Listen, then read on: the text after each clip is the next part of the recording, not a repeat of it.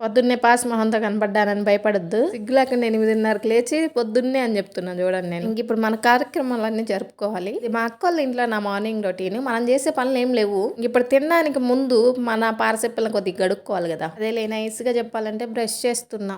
ఇంతకీ విషయం ఏంటంటే ఒక అమ్మాయి అక్క 1,00,000 సబ్స్క్రైబర్స్ అయ్యారు కదా, మీరు మీ పర్సనల్ వ్లాగ్ ఒకటి పెట్టండి అని చెప్పారు. అంటే ఆ అమ్మాయి అడిగింది ఏంటంటే మాకు కొన్ని క్వశ్చన్ మార్క్ లాగా ఉన్నాయి, సో వాటికి ఆన్సర్ చేయండి అని అన్నారు. మీరు నన్ను ఏం అడగాలి అనుకుంటున్నారు పర్సనల్గా అనేది కామెంట్ చేయండి. అంటే ఇప్పటి వరకు నేనేం చెప్పలేదు కదా, సో తెలుసుకోవాలి అనుకునే వాళ్ళు ఏం తెలుసుకోవాలి అనుకుంటున్నారు అనేది కామెంట్ చేశారంటే అవన్నీ కూడా రాసుకొని మరీ ఆన్సర్ చేస్తాను మీకు. నన్ను పర్సనల్గా ఏదైనా ఒక క్వశ్చన్ అడగాలి అనుకుంటే మీరు ఏం అడుగుతారు?